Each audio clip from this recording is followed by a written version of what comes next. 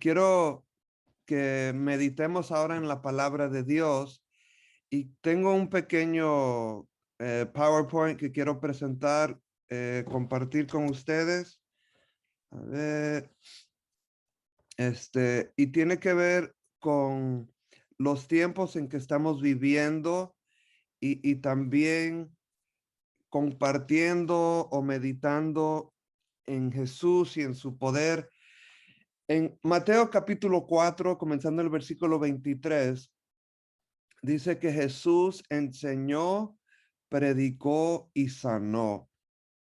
En noviembre del año pasado yo me enfermé con el COVID-19, como muchos de nosotros hemos estado enfermos, y para mí fue como 5 días que yo estuve en la cama.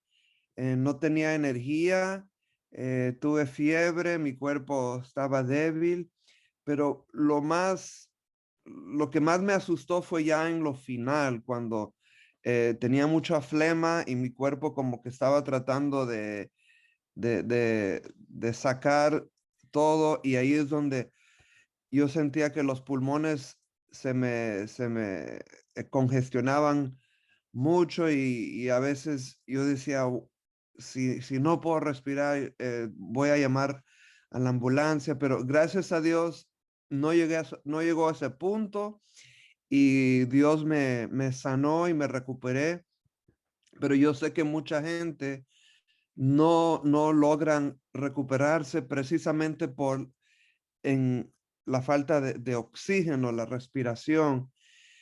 Y no sé qué va a pasar. Muchos están ahí haciendo teorías, qué va a pasar. No sabemos.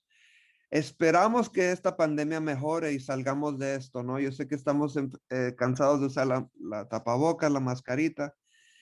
Y el enfoque de Jesús, como podemos ver aquí, era sanar a la gente. Y les enseñaba y predicaba. ¿Cuál es la diferencia entre enseñar y predicar?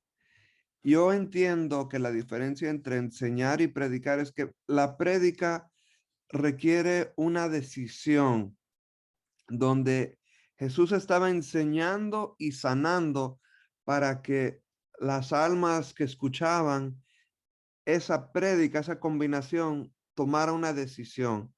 Y eso es lo que debe de tener todo sermón, toda prédica.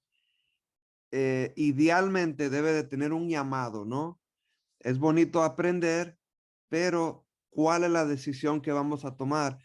Y en este día, en esta semana, hermanos, yo los invito que tomemos decisiones, que hagamos cambios en nuestras vidas, que no solo sea otra semana de encuentro con Jesús. Ay, qué lindo lo que compartió el pastor, ¿verdad? Aprendí mucho, y seguimos viviendo como siempre.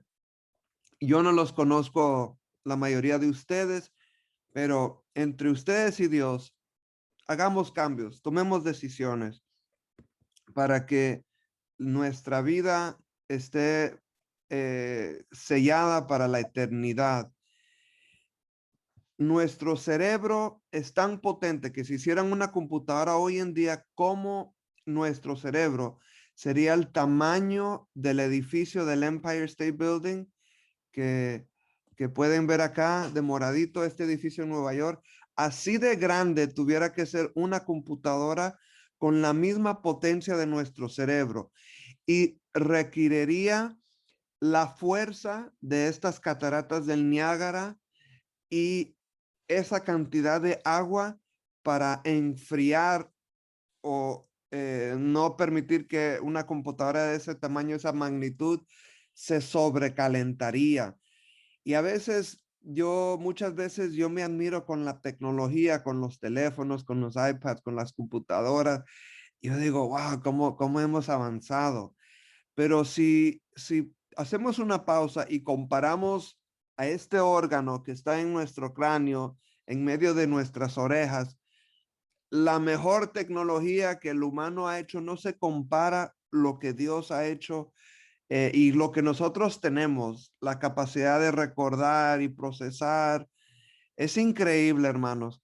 Y eso es lo que nos distingue de los animales, que tenemos acá enfrente, lóbulo frontal, lo que le llaman, lo que podemos razonar y tomar decisiones.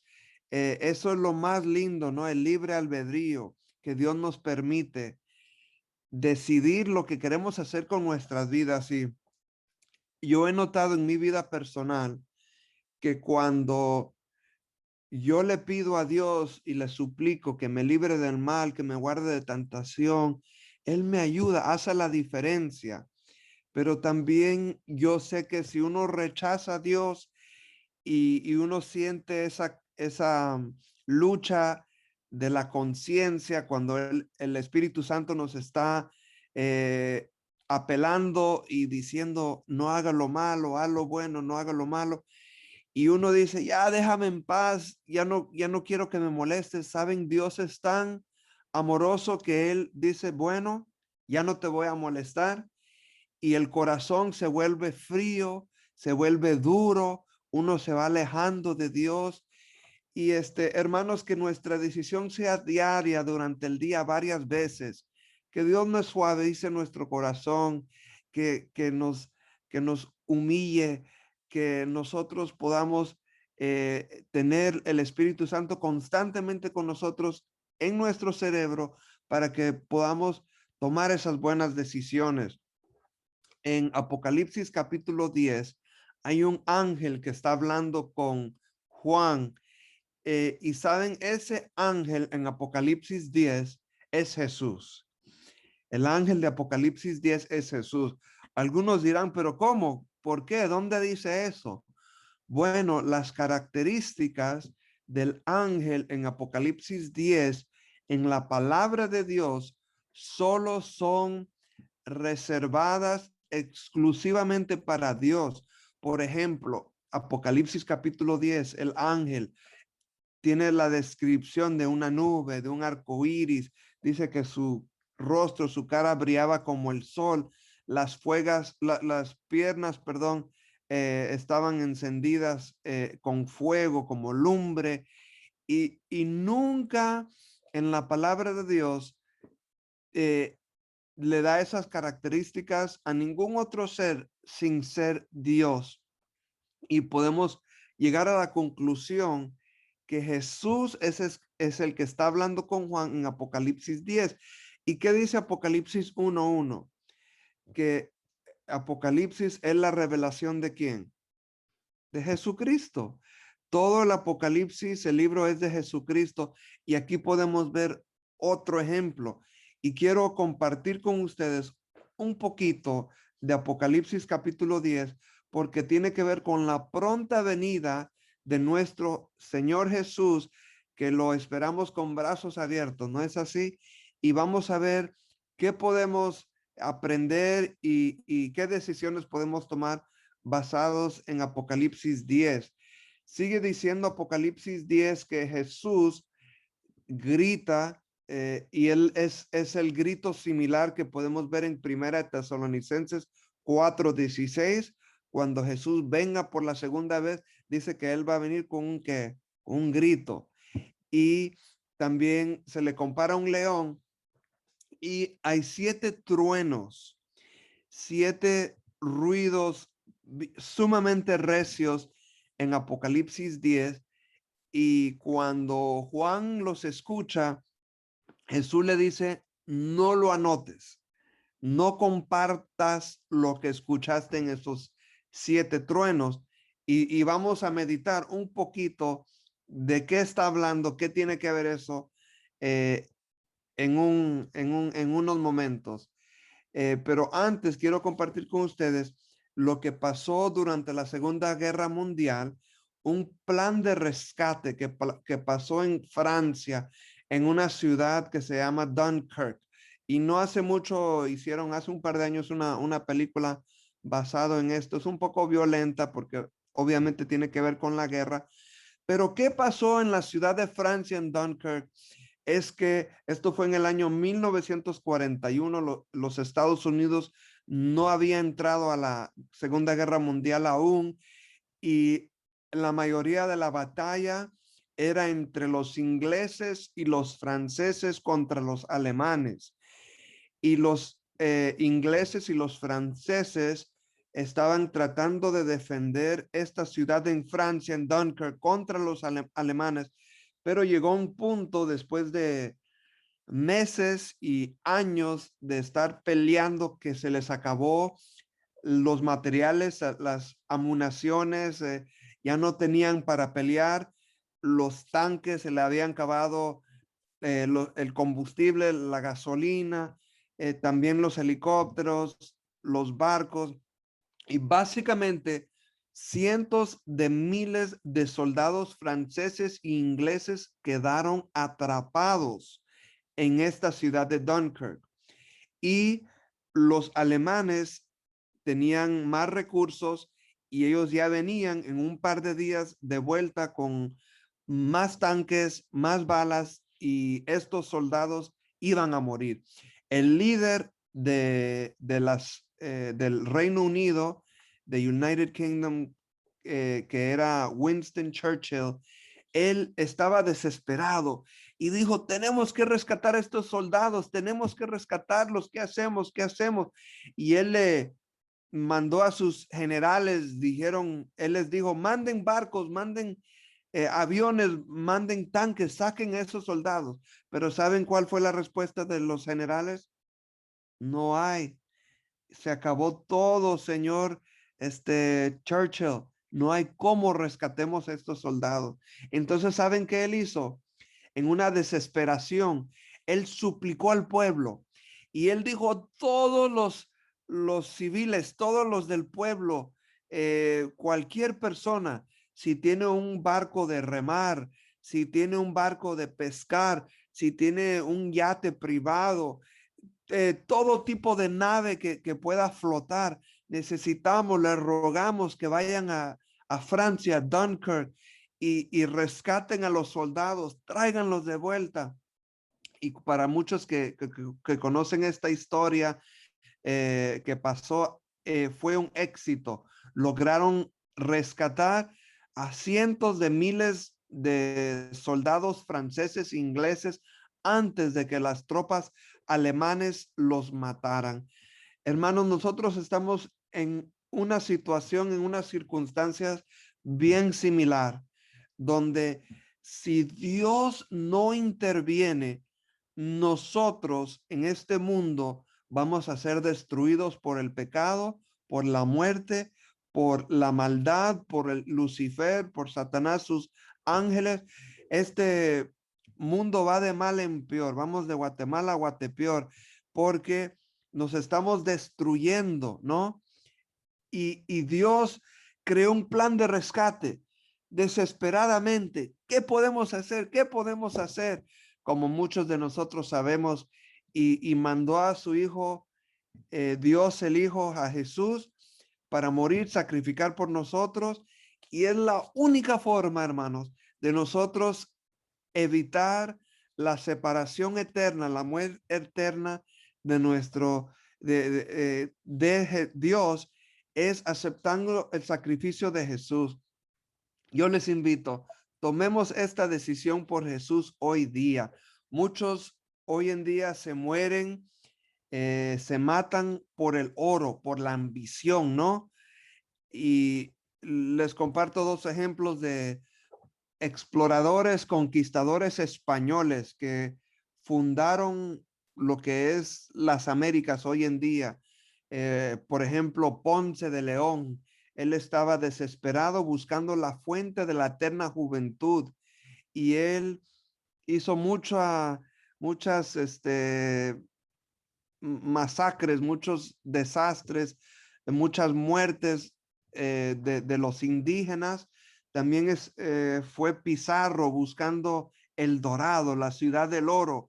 Y cuando Pizarro se encontró con el líder del imperio incaico, que tenía oro, como pueden ver ahí en su cara y colgando de sus lados de su cabeza, este líder se llamó Atahualpa y Pizarro lo tomó y le amenazó, como pudo explicarle a sus soldados, que si no traían más oro, que él iba a matar a Atahualpa, y lo mantuvo ahí en su posesión, básicamente lo secuestró, y los soldados de Atahualpa, como pudieron, trajeron mucho oro. Dice que se calcula que llenaron un cuarto, básicamente una recámara de unos 20 pies por 20 pies, y lo llenaron de oro. Pero saben, Pizarro no cumplió con su palabra y terminó matando a Atahualpa y a todos sus soldados, y todo por la ambición del oro. Hoy en día esa historia se repite, ¿no es así? Muchos dicen, ay, si solo tuviera 1 millón de dólares, con eso me conformaría. Pero saben que nunca es suficiente. Podemos ver ahí los billonarios, ¿verdad? Multibillonarios. No pueden dormir, como el que en paz descanse, el Michael Jackson, el cantante, no sabía cómo gastar su dinero, ¿no? Haciéndose cirugía plástica, cambiándose el color de piel, y él terminó muerto porque no podía dormir. Tomaba pastillas para dormir, con la ansiedad, estaba perdiendo mucho dinero, y ahí terminó su vida. Y hay muchos así, ¿no? Muchos que se nos van los ojos, un carro del año, una casa, más dinero, más dinero. Y hermanos, sabemos que esas cosas son pasajeras. Dios nos ofrece una ciudad con calles de oro. Dice que el material del muro es de jaspe y la ciudad de oro puro, semejante a vidrio limpio. Y yo me imagino a los ángeles que están en el cielo caminando esas calles de oro, el asfalto, ¿no? Donde caminan los ángeles, algunos mexicanos le llaman el chapopote. Este material del piso donde ellos están caminando es de oro.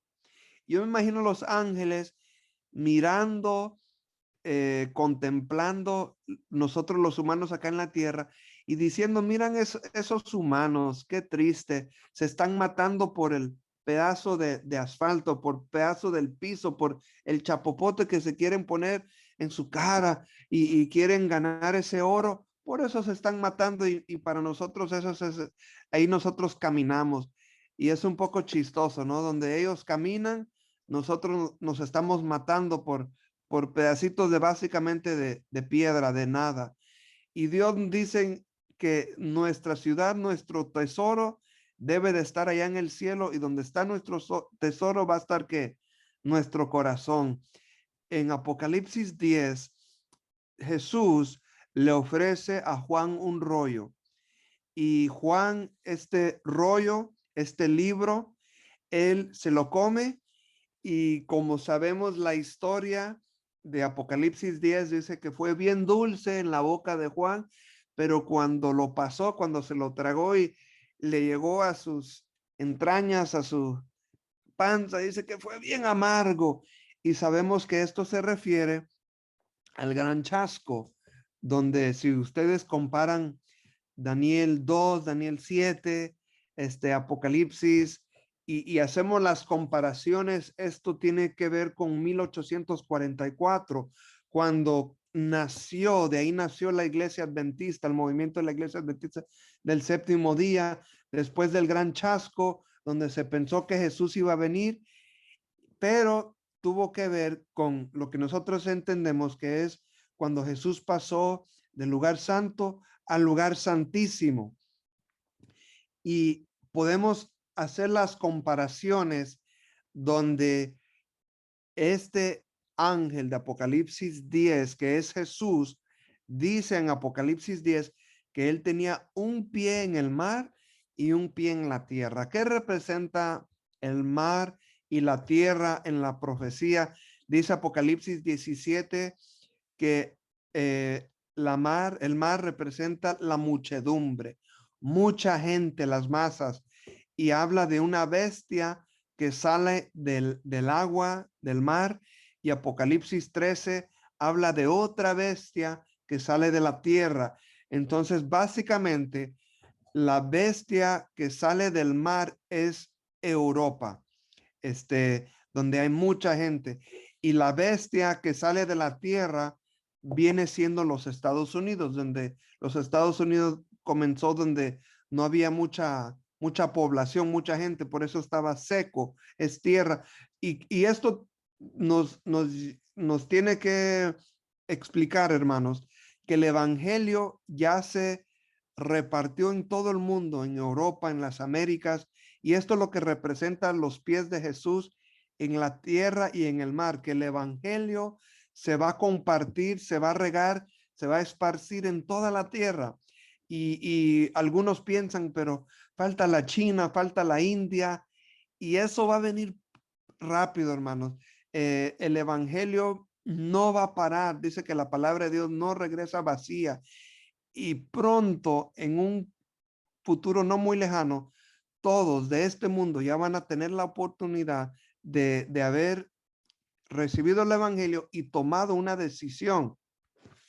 Ahora, estos truenos que escuchan en Apocalipsis 10, tenemos otro ejemplo, otra instancia en Juan 12, donde también escuchamos truenos. En Juan capítulo 12, comenzando el versículo 28, Jesús está hablando con el Padre, Dios el Hijo con Dios el Padre.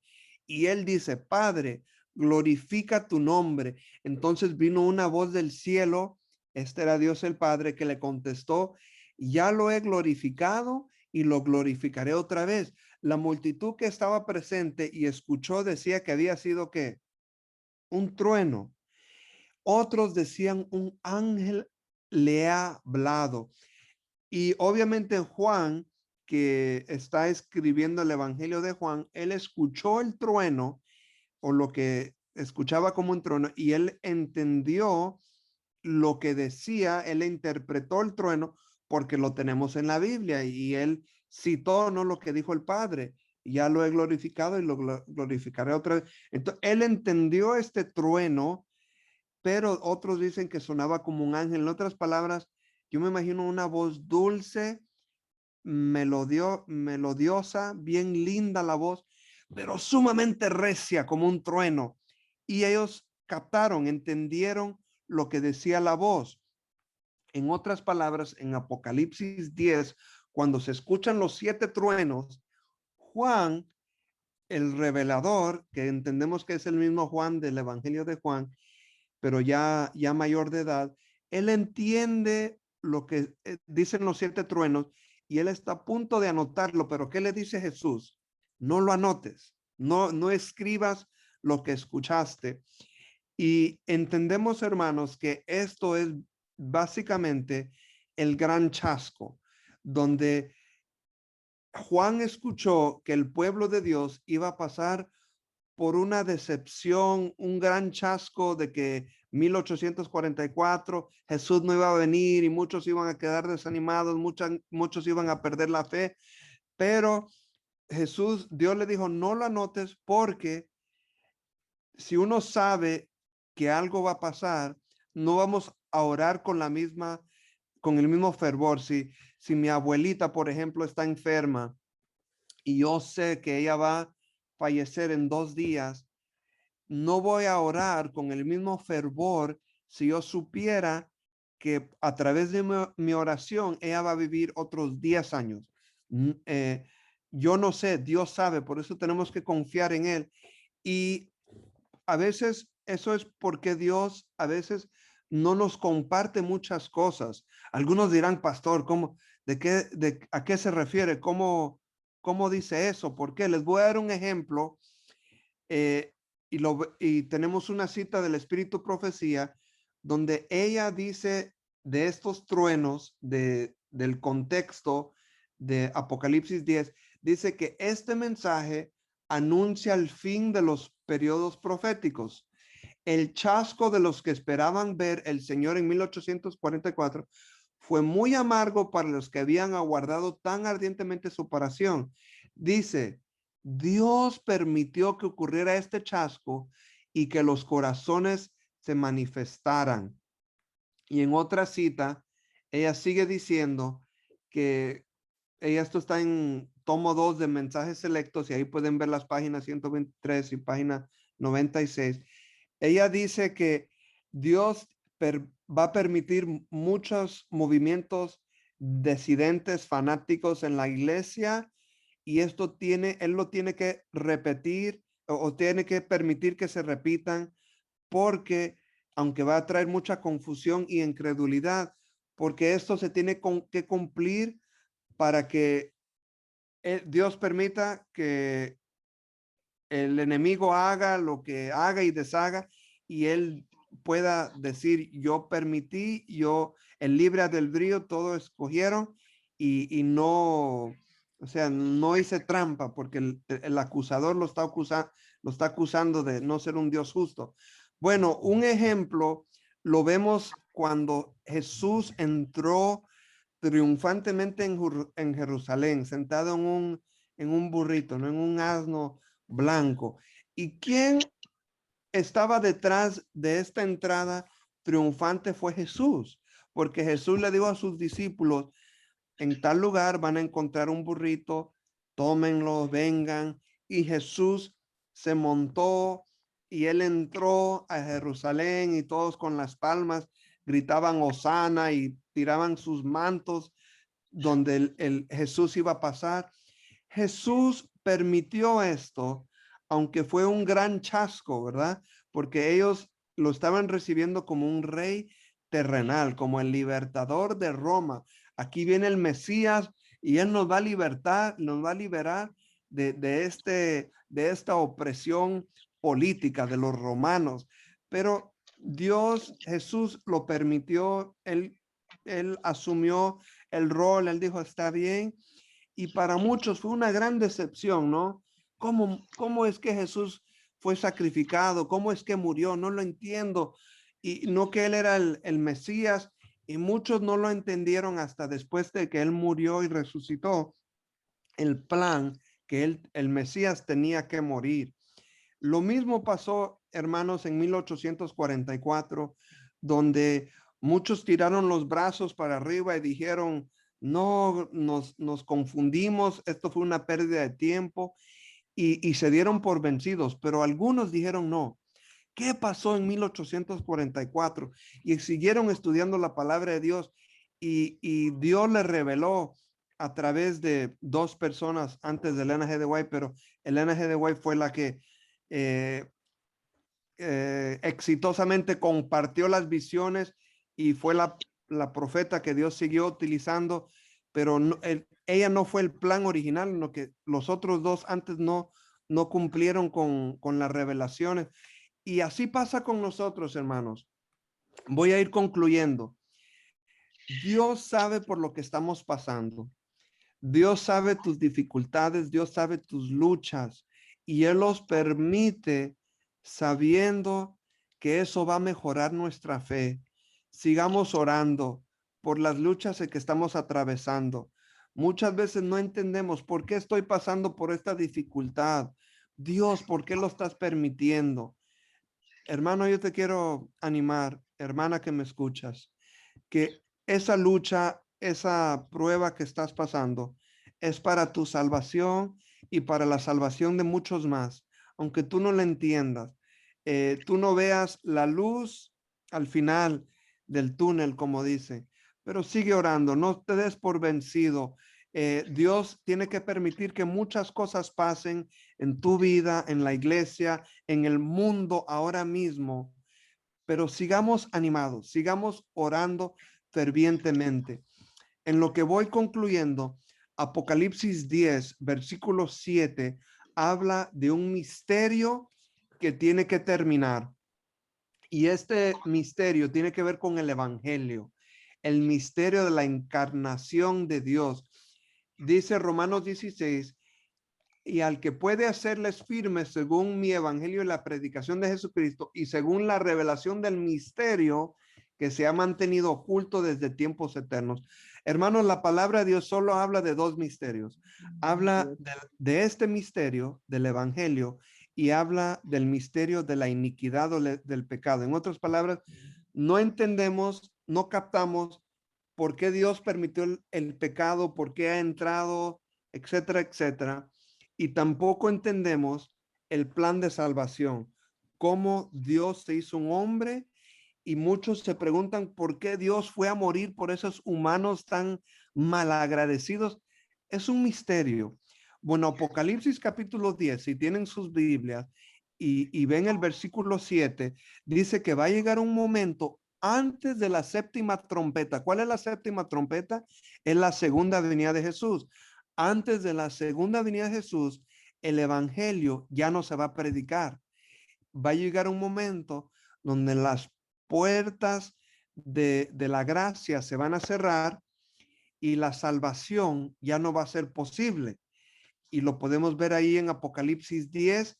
Otro ejemplo está en Marcos capítulo 4, versículo 11, donde Jesús le dice a sus discípulos que estas cosas se le han revelado a ustedes, o sea, el misterio del reino de Dios, pero a los que no quieren escucharles son como parábolas. En otras palabras, la salvación es para todos.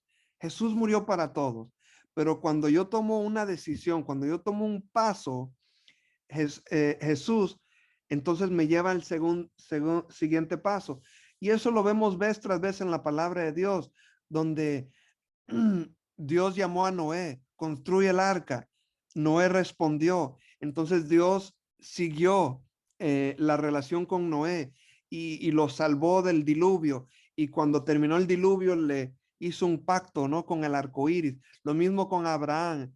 Dios llamó a Abraham. Abraham salió de la tierra por fe y entonces Dios hizo un pacto con él y como que lo llevó a la siguiente nivel, siguió profundizando la relación. Lo mismo con nosotros, hermanos. Toma la decisión por Jesús hoy y Él va a seguir que esa intimidad siga con nosotros. Jesús viene pronto. Termino con esta historia que pasó acá cerca donde estamos muchos de nosotros. Yo sé que acá hay de muchas regiones de Argentina, pero la mayoría, si no me equivoco, son de Savannah, Georgia. Y la historia que les voy a compartir aconteció en Georgia, en Atlanta, en el año 1864. Esto fue durante la guerra civil acá en los Estados Unidos, donde el norte estaba batallando contra el sur y era la unión contra los confederantes. Y una de las razones mayores de la guerra fue los esclavos, la esclavitud. Y sabemos que el norte ganó, venció al sur y por eso Abraham Lincoln liberó a los esclavos. Bueno, la batalla que les voy a compartir ocurrió ya en las últimas de la guerra, donde el norte ya pudo declarar la victoria. Y entonces el norte ya estaba conquistando al sur en los Estados Unidos. Entonces, ocurrió en Atlanta por la área de Kennesaw, donde había un fuerte, una base. Y esta base tenía amuniciones, tenía materiales para casi 2 millones de soldados, 1.5. Había muchos materiales y era un punto estratégico porque en esa montaña Kennesaw uno puede ver mucho, entonces era un punto estratégico y había un general que su responsabilidad era cuidar ese fuerte, esa base, y él se llamó el General Kors, el General Kors, y la meta del General Kors era defender esa base. Y había otro general que se llamaba Sherman. General Sherman le había dicho al General Kors, defiende esa base que yo vengo pronto y yo te voy a dar relevo. Yo traigo muchos más soldados y cuando esos lleguen, los tuyos van a poder descansar.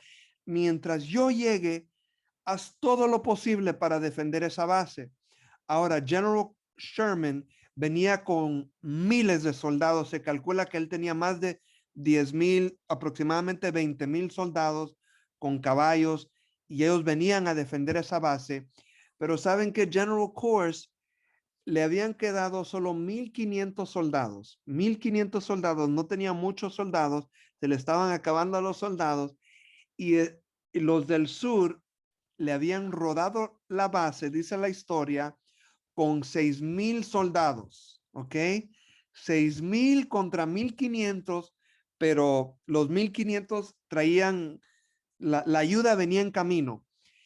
Bueno, General Corps sabía esto, el relevo, la ayuda venía en camino, y la historia dice que los del sur, los 6,000 soldados, le dijeron, ríndete, give up, danos la base, estás completamente eh, fuera porque tenemos 6,000 contra tus 1,500.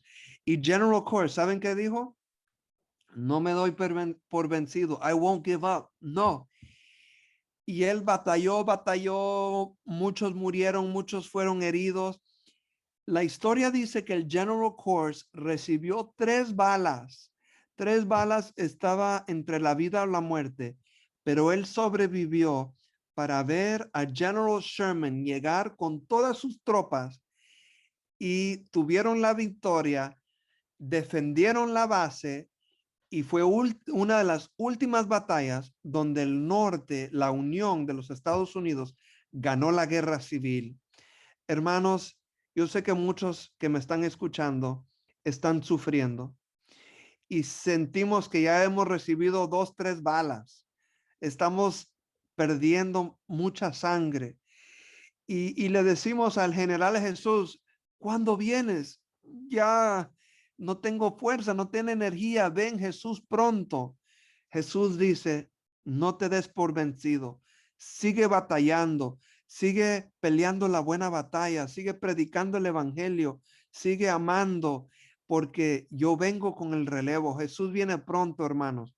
Y yo espero que todos los que me estén escuchando tomemos la decisión por Jesús hoy día de que entreguemos nuestro corazón y durante esta semana, si Dios lo permite, vamos a seguir teniendo un encuentro con Jesús.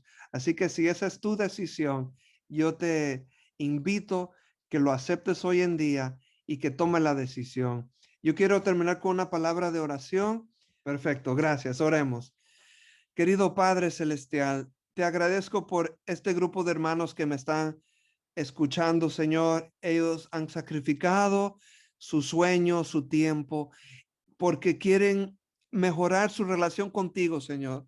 Yo solo soy un instrumento. Tu palabra es poderosa y yo comparto lo que está en tu palabra, Señor.